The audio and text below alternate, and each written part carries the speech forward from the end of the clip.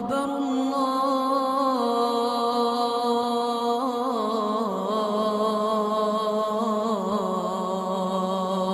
The الله fraud that my client is charged with, the amount of the fraud is $689,970.24. Alhamdulillah. Assalamu alaikum warahmatullahi ta'ala wa barakatuh. My name is Ishaq Mustakim. My father is from Haiti and my mother is from Switzerland, and I'm Muslim 2 years now. I was born in Montreal and I grew up in Montreal. When I was a young kid, I was really good in school. Like my mom, I'm sure my mom had like high hope in me because I was his first kid, and I was a really good kid, really good grades in school and everything. Everything changed while I was looking for happiness. I was only living with my mom and my stepfather, and I didn't really have a father figure. My stepfather was not a father figure, and my dad was not in my life. So I ended up being raised by the street. So at the age of 13, 14 years old, I started looking like the other kids in school. And I saw them, I saw the kids that were taking drugs and drinking alcohol and going out with girls. I saw them more happy than the other kids. So I started to wanted to be with them and try that stuff. So that's what I did. And hanging out with bad people end up to giving us bad habits. So at the age of 15, I was so bad that they put me in a juvenile jail. So I went to juvenile jail for a few months, and after that I didn't stop doing bad things. I did so much bad things that they wanted me to lock me down for good. So I ran out from that juvenile jail, and after that my mom had to send me back to Switzerland. So I went to Switzerland to work for her brother, and I worked there for 3 months. But then again, I was alone there, but I put myself into a trouble that the police was looking for me, that I had to come back here to Montreal. And that was at the age of 17. At the age of 17, I cooled off. I stopped doing bad things a little bit, because I was saying to myself soon I will be 18, and soon if I get caught, I will go to jail. But I don't know what happened with me. At 18, I started back again, and they got me, and I went to jail for 2 years. Before I went to jail, I learned that the happiness was into getting high, getting drunk, and getting with girls. But in jail, because jail is the school of crime, I learned that the happiness was into getting a lot of material things, a lot of money. And 2 years in that jail made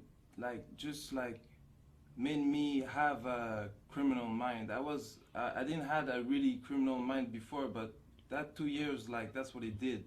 And I was Christian before, and I was Christian, but I was not praying. I was only praying when I wanted something really bad, or when I was into problems. And that jail time was for me a problem. So I started reading the Bible and praying a little bit. And I don't know why,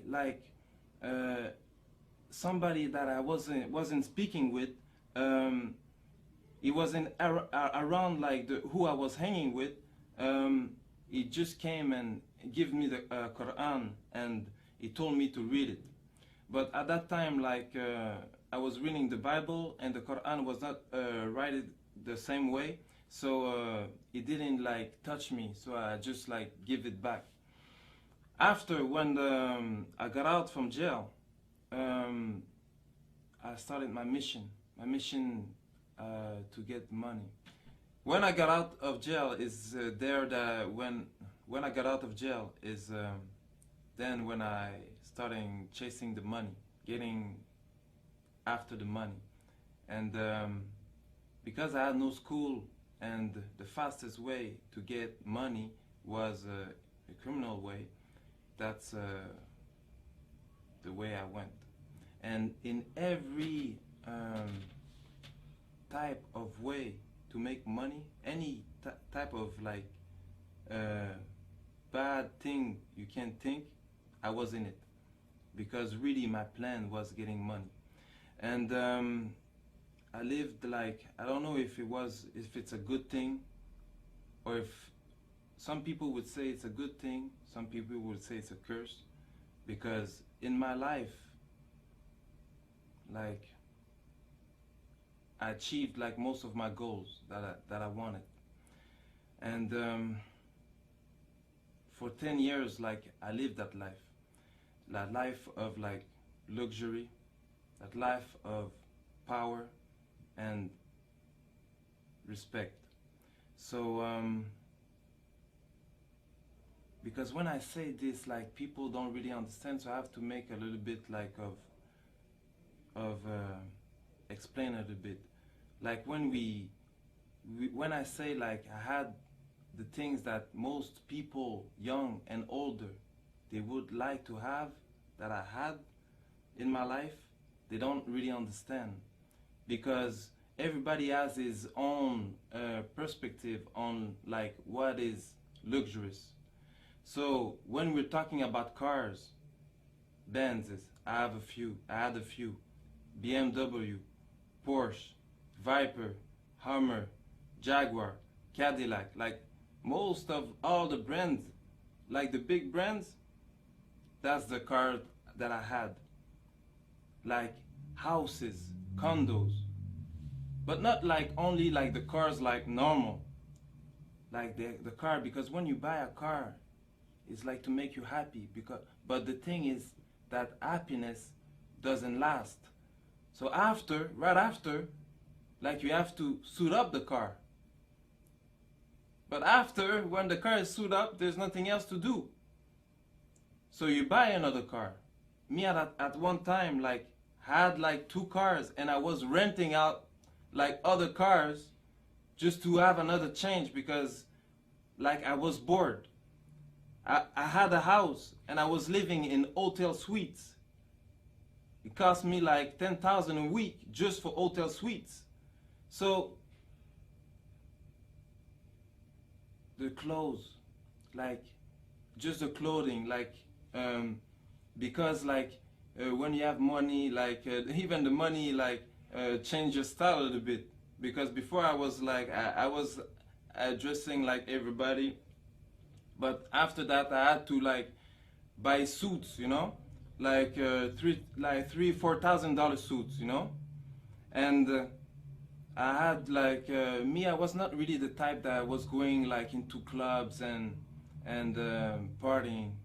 I didn't really like that. What I liked it more was really, because really I was on a mission, I really liked it more like staying home, counting money, planning for other plans, you know. So when I got out into the club, was only like for money purpose, when we had like meetings, or like when they invite me, so they had to be like VIPs and everything, because the thing is that most of the rappers, they want to be like gangsters, and most of the kids, they want to be like rappers, but those rappers, they want to be like the criminals. And at one time, that was the type of person I was. I was a person that really liked like to enjoy a good meal. So that's what I liked it most. Every day going to big restaurant, like the biggest restaurant of the cities, and eating on floors that most of you will never see. like floors that are not open to the public. So we eat like for like few thousand a meal, and that's nothing because more there's other people that's doing more, you know. So that was the type of life that I was living, and I lived like a millionaire life for like 10 years. But at the end, because all that doesn't come from nothing, you have to work a lot. And at the end, I was questioning myself, like, because when you have all that, and I didn't find the happiness, like, even at one time, because I was in my house, that I rebuilt my complete house, like, I made a container like to come in front of my house, and I destroyed everything, like throw out everything in the container, and I rebuilt everything like with the best of the material. But even after, I'm alone in my house, like, and I'm thinking like I'm not happy. Even if I drink the best of the alcohol, I'm not happy. So I was questioning myself like really badly, and it's then when sometime like you go into like little like, well, we can call like depression, because you're questioning yourself so much. And at the same time, like, because when you live that kind of life, it can't be good forever. So after 10 years, I got caught for a little thing, and I had a sentence of 11 months. So I went to jail for a few months, 9 months, and because I didn't, like, you don't do like the full sentence. Like I went to jail for 9 months. So there, because of my criminal file, like they put me like in a certain area, like the maximum. And at that time, like they put me like, even like if I had like a good life, there's always like, you always want more. So there's like always, I was looking up to other people still, you know. So, and they put me like in a wing with like those kind of people that had even more money, that was spending even more money. Like they were talking like a lot of money. So and and you it's not like anybody, like we're talking just like that and you believe, like you can read it in the newspaper when something happened, like it's in the newspaper. So and they were talking about me like that. Even them, they were not happy. Even them, like they wanted to change. So really, all that made me even more like put in a position that I had that I had to think about my life. And after, at the end of my sentence, I got in a jail, in a cell with a Muslim, and that Muslim brother started to talk to me about Islam.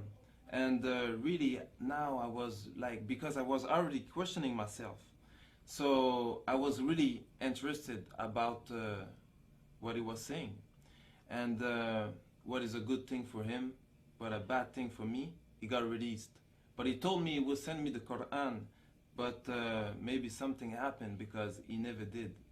Like, not, I don't know if he never did, but I never received it. So after I got released, and I went back to my same life, you know, and I forgot everything about God, because when you know more into problems and you're not a Muslim, as soon as things go good, like you forgot God again. And while I was like doing my life, I met up with a woman, and that woman, she was Muslim, and her mom, she told me that I should look up into Islam, and it's then that I started doing my own research.